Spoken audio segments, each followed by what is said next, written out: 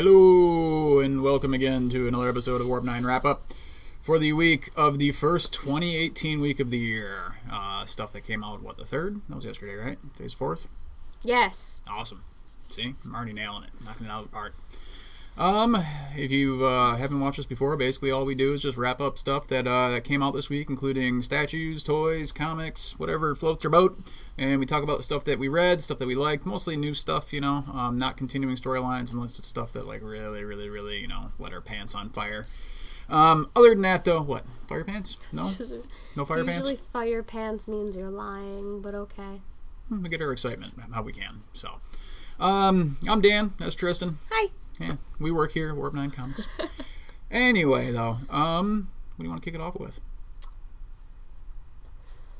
Something simple, huh? Yes. All right, go with something simple. Because it's on the top of the stack. Yeah, easy way to do that. Yeah. This is the Black Panther Mini-Mates 4-pack. It includes M'Baku, Shuri, Killmonger, and Black Panther. Kind of little tiny guys. Mini-Mates, they've been around for a long time. They've kind of come and gone. But there are some people out there who still enjoy them, but it's the first of our Black Panther merchandise. Next week we should be able to show off some of the Marvel Legends, because I have those coming in hopefully tomorrow, but I have no idea if they're going to last until next Wednesday. So we will have to see. Hopefully it'll work out. But those will set you back about $24.99, but it does get 4 of them. And first of what is hopefully lots of Black Panther merchandise. We even got a new Black Panther book to talk about today. Woo! Woo! Yeah, exactly. Saga? Yes. All right. Around San Diego Comic-Con, not last year, but I believe the year before, they came out with Saga figures for the first time. Skybound had them done. A little on the pricey side. They usually set you back right around $60, $65. The first ones were Marco and Alana. This is the Will and Lion Cat. It is the Will before he got a little bigger, and it's Lion Cat before Lion Cat ditched the Will. So yeah, I mean, it's they don't do a ton of merchandise when it comes to like Saga and Image properties, so get these before they're gone, because you even get the little word bubble that says lying, which is great because you can use it all the time. So like, let's say you're in a conversation with a significant other and you feel like they're lying, you just, they'd be like, "You call me a liar?" Be like, "The sign." Can I carry it around here, and anytime somebody lies about something with a book? Haven't you seen my Lion Cat shirt that I wear now? I guess that's a good point. He basically disrobes to tell people they're lying. It's weird. It's not weird. You're weird. I know I'm weird, but therefore admitting I'm weird makes me less weird.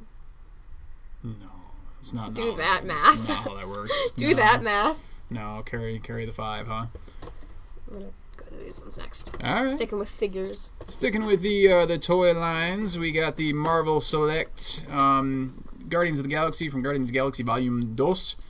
This one is Drax the Destroyer, based on Dave Bautista. Also comes with little kid Groot, who likes to dance around and do stuff and get into trouble and beat up little rat things that look at him funny. And try to eat bugs. Which he succeeds in. These things will set you back right around about $25. They're really affordable. So they're super cool. They're a little bit bigger than Marvel Legends, and they come from like the Diamond Select line. Next we got Star-Lord, and we have Rocket Raccoon. So it's kind of cool that instead of doing a $25 pack with Rocket and Groot in it, and people feeling like they really got ripped off, they were like, okay, we'll just throw Rocket in with Star-Lord and Groot in with Drax, and we'll just call it a day. So for $25, definitely can't beat it. They're not as posable as things like SH Figure Arts or 112 or even Marvel Legends or anything, but they do a nice job for what they are. And the packaging is cool. My only complaint, so cute. My only complaint with the packaging is the the bubble pap, whatever they call that, blister pack, where you got to actually rip it to get it out of there. I thought we've gone beyond that now with collectibles, but apparently I am wrong. So maybe one day they'll fingers crossed, they'll figure it out. But for now, they look nice on a shelf though, because the artwork on the side of them is like right there, so we can put them like a book on like bookshelves, and it works really nice. So we're gonna go sticking with Marvel. Oh yeah. So if you watched the last episode, we talked about like our favorite statue line of the year because of the affordability, and it was the Diamond Select Gallery line. This is a new one in that, where you get the Red Devil himself, the Devil of Hell's Kitchen, the Blind Man Matt Murdock, Very, very cool. Right, set you back right around $45. It's more of like a diorama, so it's like, he's jumping away from a building that's kind of beat up because, hey, it's Hell's Kitchen. $45 though. So Detroit. Mm-hmm. Nah, Hell's Kitchen's not. I know. So Hell's Kitchen. They don't even call it Hell's Kitchen anymore. It's like all gentrified and whatnot. Yeah. From the DC Bombshells line, my favorite, second favorite DC Bombshell they've ever done. My first favorite being the Black Canary, which I absolutely loved. This thing is really sweet, though. It's Starfire, if you can't tell, and she's being a firewoman. And the great thing is the base, as you can see, with the fire going around and then her throwing like the water on it. The picture does not do it justice. The statue we have on display here at the store is really, really nice. It's super cool. It's one of my favorites. Set you back right around, I think, $130. So it's a little bit pricey, but you're getting a good one for sure. I think the next one we're gonna get a Green Lantern, which I'm kind of looking forward to. It's on the back there. Oh. Yeah, really it's cool. kind of cool. It's Jessica Cruz Green Lantern, which we don't get a lot of Jessica Cruz merchandise, so that's gonna be really fun. See if I can. It's going to be tough to see on that. You can always look it up online. Just look at DC Bombshells Green Lantern. We still have a bunch of the other ones, like Vixen, and we don't have the Harley anymore. I sold that at Christmas. That was a popular one where she's riding the bomb down to whatever nefarious end. I love that one. So yeah, Bombshells line.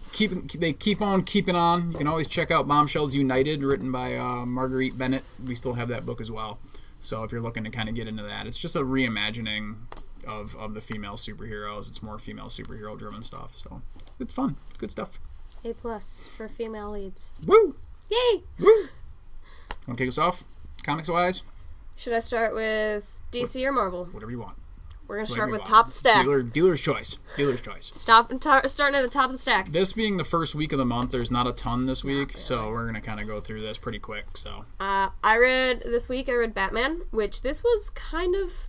It's not the start of a storyline. Not what you think. And it's not what you think.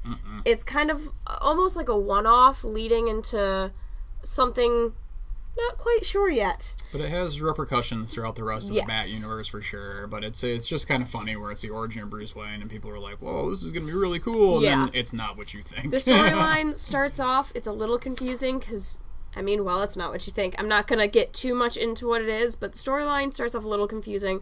As you go, you kind of get this gut feeling of what actually is going on. Once you get to the end, I was kind of really creeped out. Yeah, it starts kind of becoming excited. A little obvious towards the middle of the week, or middle of the issue. I'm tired.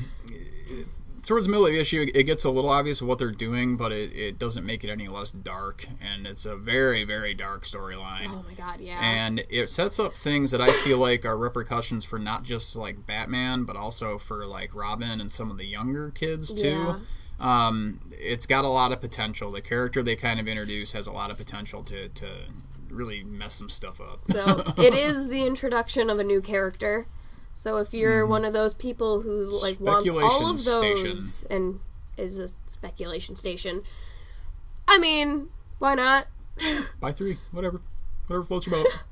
Limit's 3 though. Honestly, just read it. It really is a good story, and it's not what you think. Not what you think. Yeah, that's what I was telling everybody because I read it on Tuesday, so of course Wednesday people are coming in and they're like, "Oh, the origin of Bruce Wayne." I'm like, "Not what you think." That's what I was saying all day. Finally, I made Trey sit down and read it so we could talk about it. I was like, "You need to sit down and read this." So he finally read it, and then it's funny because she came into work today and Trey was like, "You need to read this." Seriously, he walked in, he immediately pulled it off the shelf, hands it to me, read this, and I was like, Trey's the owner. He's our boss. Okay. Yeah, Trey's our boss. Mm-hmm. He doesn't get a lot of time to read some stuff. So you want to stick with DC then? Continue with DC. Okay. Sticking to the Bat franchise, obviously, this was a book that was canceled and then re-solicited. It is Batman and the Signal being Duke Thomas. Duke Thomas, his parents got Joker-fied. They're still alive, but Bruce has been trying to kind of help him in the way that Bruce does with children that have lost their parents in a way. Dick Grayson, Jason Todd, turn them Tim into Drake. a Tower of Justice. Tower of Justice. So he's had a suit for a while. He hasn't had a name, but now he is the Signal. And at first I was like, that's kind of a whack name, and it's kind of BS for Batman to be like, "Yo, bro, I want you to wear this yellow suit, and you're just gonna kind of draw some fire away," But it turns out that Duke does have some superpowers, and so there's been more metas that have been popping up in Gotham, which I'm kind of on the fence about. I always liked Gotham being like more about like the insanity and not so much about the crazy meta humans everywhere. But you know, each hero needs its thing, and Batman kind of gives him his own little like, he calls it the hatch, and it's not the one from that show Lost. I figured that out all by myself. Yeah, I know, right? I was like, wow, I was thinking crossover. This is great. Where's Hurley? It didn't work out. And that show was bad. The first 3 seasons were good. The great thing about Batman and Signal, it's only going to be 3 issues, so it's going to be kind of simple, and it's setting up more of the lore as far as Gotham and then what Duke Thomas's role is going to be. He's not really going to be a Robin, but he's going to be more of like how Nightwing and Batgirl are part of the Bat family, but they have their own adventures and things. So we'll have to see if he gets his own series. I really like the first issue, written by Scott Snyder. I could probably get the rest of the props, huh? Well, I should probably do the props for Batman. It's Tom King. Okay. Story was Scott Snyder and Tony Patrick. Tony Patrick was the... why did they do that? Oh, it was a story and then the writer. I hate when they do that. We'll just say Scott Snyder and Tony Patrick wrote the damn thing. Artist is Cully Hamner, which we love him. Colorist Laura Martin, letter Duran Bennett. Main cover artist was Cully Hamner, and then there was variants by Declan Shelby and Jordy Belair, who we love. So yeah, check it out. It's only gonna be 3 issues long. You know, it's more Batman, man. Yeah. Man. Man. Maybe the Batman. We should probably give them their props, do the props. All right. The Origin of Bruce Wayne was written by Tom King. Travis Moore did the pencils and the inks. Julia Brusco did the colors. Clayton Cowles did the letters. Tim Sale and Dave Stewart did the cover, which, I mean, that's obviously a Tim Sale cover. He is recognizable. I am going to say I'm a little sad that he's not a Robin, but I kind of like that they'll be able to give him his own story. Too many Robins. Too many Robins. He needs to not But be he a Robin. led We Are Robin, so I was kind of... We Are Robin was such a good book, man. That's something that was just so underrated, man. Written by Lieber Mayo, which he's mainly known for his art, but We Are Robin was an absolutely fantastic book. You should check it out. It's available in collected editions wherever fine comics are sold. So, a book that I really didn't think I'd be talking about, because when DC started relaunching the Hanna-Barbera stuff, I was like, boy, is this dumb. But Flintstones became like one of my absolute favorite books. It was so funny and like political satire. It was amazing. You could tell like halfway through they were like, we're probably going to get canceled, so who cares? We're just going to talk about whatever we feel like. And they were right. They eventually got canceled, but it was such a good little like 12-issue series. I suggest everybody read it. So when they decided to do a Snagglepuss series, I was like, you know what? I'll read it. It's very interesting in the fact that it's kind of an important book as far as what the world's going through with the LGBTQ community. It takes place during the Red Scare, which, if you're not up on your American history, the Red Scare was when we were trying to root out communism in this country. Because communism. Making up enemies just so we can make up enemies. And he is a successful playwright, and in this universe, people, like humanoid animals and people, they exist together in a harmony. Animals? Is that what they call it? Anthropomorphic. I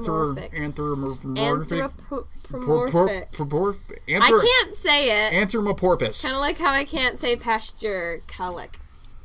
Anthropomorphous. Yeah. Dolphin people. So he's a successful playwright, and during this time, the Red Scare, if you were a homosexual, you were basically a communist, and they were going to throw you in prison. So he has a beard wife to go to these premieres with him and everything, but obviously he has a secret, he as being a gay man, and he goes to gay clubs and stuff. And it's very much about being secretive while also being famous. It's a pretty important book, and it's very interesting because it touches on a few different things, one being the Red Scare, which was just an absolutely terrible time in this country, and the other, having to be closeted because people would want to throw you in prison or hurt you for just being yourself. And it's amazing that with the Hanna-Barbera stuff, we think of Hanna-Barbera as being like just for the yucks and being funny stuff when we're kids, but they're using these books to really tackle hardcore issues. I know there's a lot of people out there who are like, keep your politics out of my comics. You don't have to read it. It's that simple. Don't worry about it. I know if they did this kind of story in a Superman book, people would be losing their minds because whatever.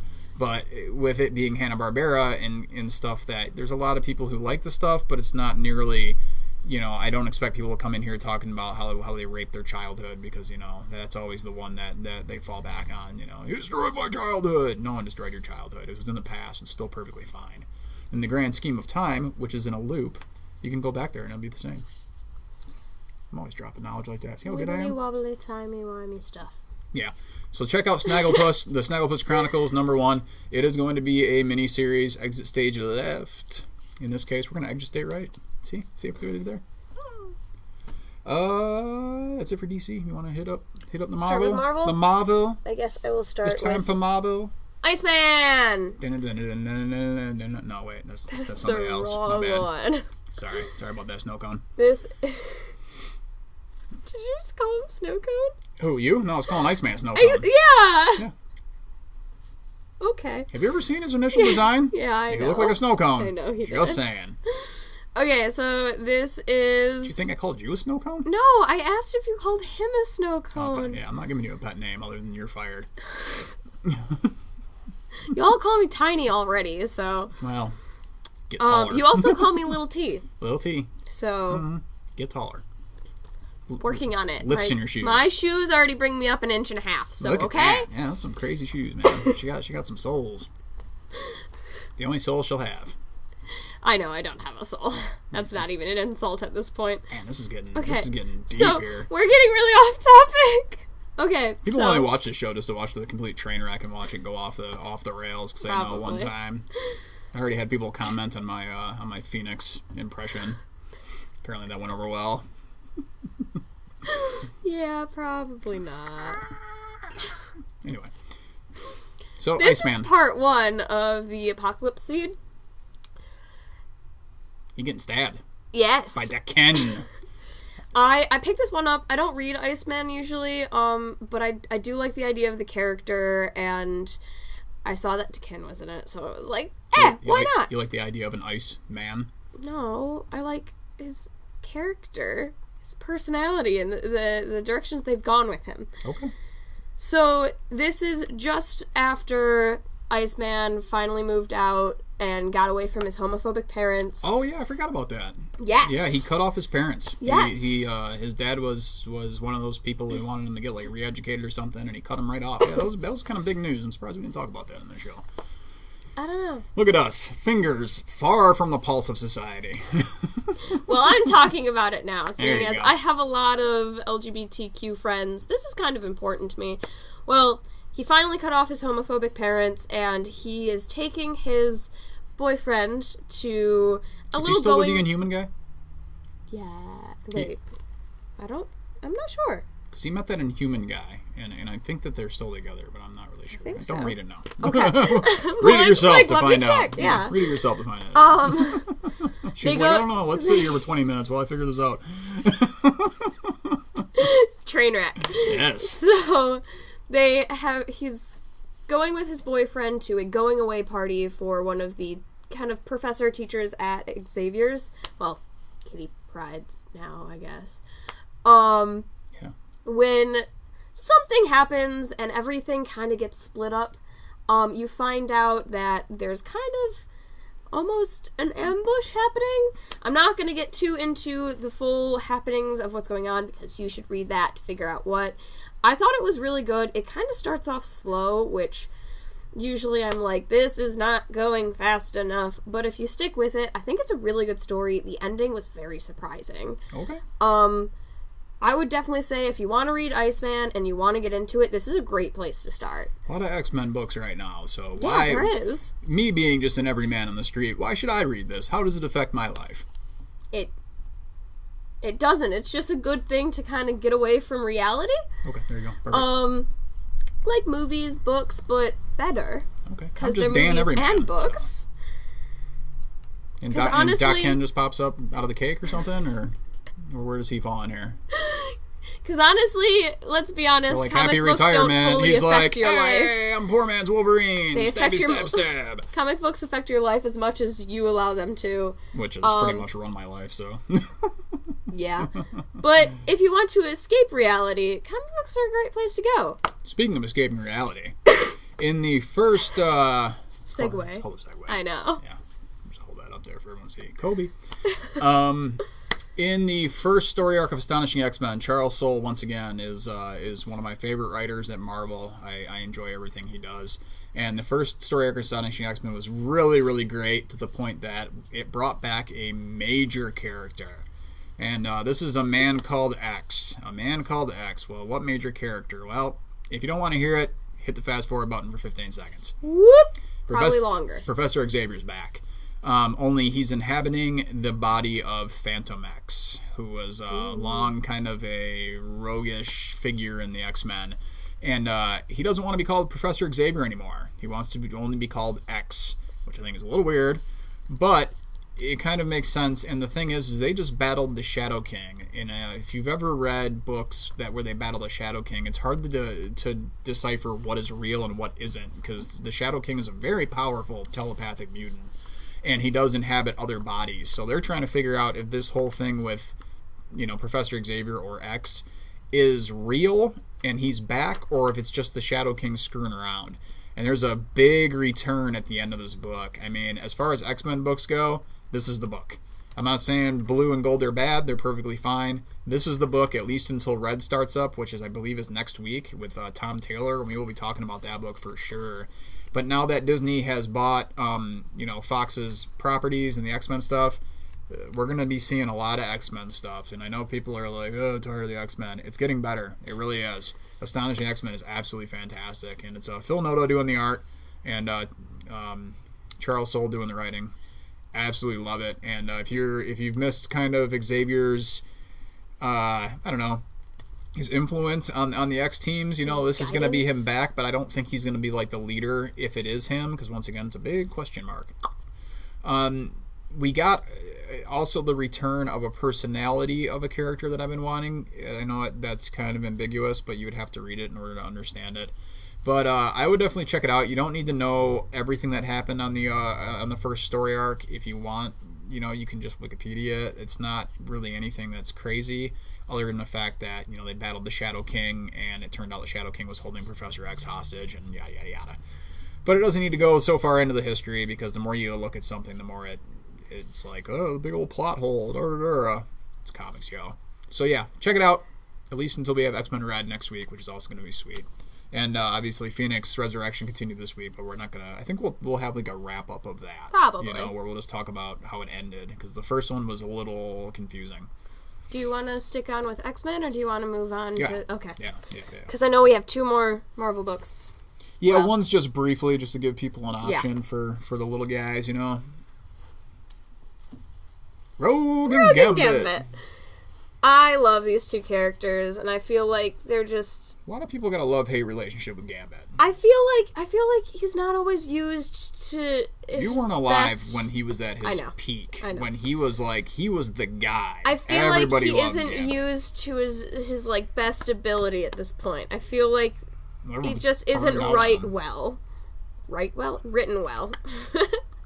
I can't speak today. Word's good. Anyway. Okay, so Rogan Gambit, it's basically what you'd think it is. It's Rogan Gambit. It starts off, it's number 1 in this series, also part 1 of Ring of Fire. And it starts off with Gambit showing up at the mansion. The X-Mansion. The X-Mansion. And Rogue Which is now in Central Park. Yes. And Rogue is doing a fight simulation with a couple other mutants, practicing Danger Room stuff. Well, turns out he's there because Kitty Pryde asked him to be. There are mutants going to this almost like... It's a retreat. Yeah, it's a retreat, like a therapeutic retreat, and they think it's kind of fishy. I'm not saying that because it's on an island. Seems kind of cultish. Yeah, something's off about it. People are disappearing and stuff, so... Yeah, so she decides to send a undercover couple of Rogue and Gambit which is weird to because, investigate. they call themselves Rogue and Gambit while they're there, which I thought was kind of weird. I know. I was like, He's like, way to give yourself away to everyone. Well, at first he was like, we're Rummy and Anna. I'm like, okay, that makes sense. But then, like, later on, they meet someone else. Like, oh, this is Rogue. Like, you're not. I thought you were supposed to be like this master thief, man. You're supposed to be all sneaky and shit. And you're all just like, oh, damn, did I screw that up? At this point, he's not even thinking about the mission. He's thinking about getting back together with Rogue. Yeah, and how that's going to work. Because, it's always worked out. Always. But pretty funny. She throws in her makeout session with Deadpool in his face. I loved that. Yeah, that was pretty great. I thought it was so funny. Long time ago in Uncanny Avengers, which they subsequently dropped the storyline, Rogue kind of fell for Deadpool in a way a little bit, and they sucked some face. It was so great. And he mentions that to her in the book, like, well, I heard you had a thing for Deadpool, and you kissed Deadpool. She's like, I didn't kiss him, I made out with him. Get it right. Dang, girl, you get that. She's savage. I love Rogue. Everybody loves Rogue. She's fantastic. It's really interesting seeing this because it is a mission. Well, it's also interesting to kind of see their dynamic of this, like, broken, yet they wish things weren't broken kind of situation. They're always going to have, like, that underlying feelings for each other, but it's never going to turn into anything. I don't know. No, you keep holding out hope there. I'm gonna, because I love them. Hey, just so you know, Ross and Rachel do get together in the end. Dude, I've watched Friends all 10 seasons, like 30 times making sure at this you knew point. that, so you don't have to watch it anymore. Anyway, I feel like if you don't want the big, like, huge group team up books, these are two classic characters that are always good to just kind of... Man, X-Men centric this week, huh? Apparently. Lots of X-Men stuff. Apparently.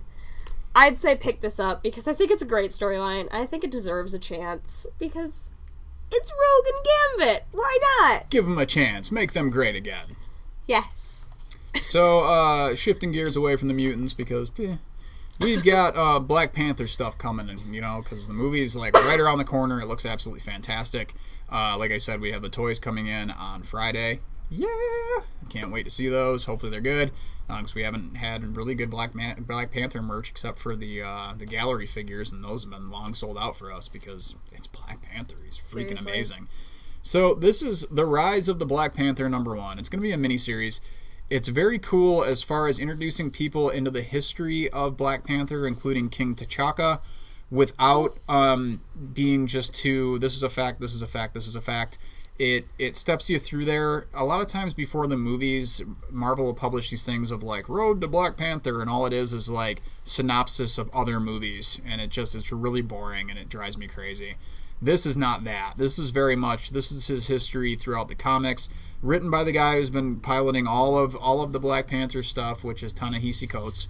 And he's been getting a lot better. At first I was a little critical on his Black Panther run because you could tell he came from the literary world. And literary world and the comic book world are immensely different. Where the literary world, you have to paint the entire picture through words. The comic book sequential art community is, you don't have to do that because you got a guy who can literally make the words into pictures. Yeah. So he's definitely getting his footing now. This book is absolutely fantastic. I don't know a ton of like the history of Black Panther. So coming into it cold like that and reading it was very, very, very cool. So I'm starting to feel like it's going to be a history book of Black Panther, Wakanda, and the fact T'Challa was thrown into the king role, very early in his life due to the death of King T'Chaka. So check it out for sure, especially leading up to the movie, which we all know is going to be pretty damn great because Wakanda's sweet. Is he? We didn't do that for these ones. We probably should have done that. For all of them? Did I not do it for all of them? No, Jeez. you didn't. Oops. Okay, Rise of the Black Panther was written by Evan Narcisse. Evan Narcisse did it with Ta-Nehisi Coates being the consultant. The artist is Paul Renaud. Color artist is Stéphane Petro. Oh, are we? Okay. Rogan Gambit #1 was written by Kelly Thompson. That I knew off the bat. And art by Pere Perez. Colorist was Frank D'Armata. VC's Joe Carmagna was the letterer. Astonishing XMen was written by Charles Soule, and the art was by Phil Noto. That one I did for sure. Oh, okay. This one, writer was Sina Grace.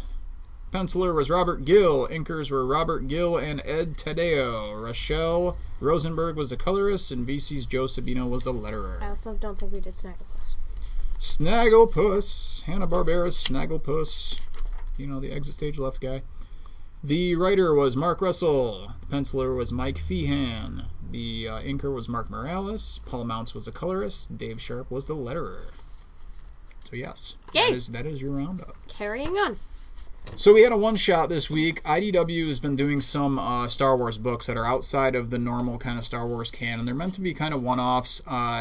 Star Wars did these Forces of Destiny dolls that were mainly for young girls, sold at, you know, places like here or Target or Toys R Us, you know, getting more female heroes, and especially Star Wars more in the forefront for young women, which is awesome, you know. So this is a one-shot trying to get them more focused on, like, comics. It's very much in the vein of superhero girls that DC is doing.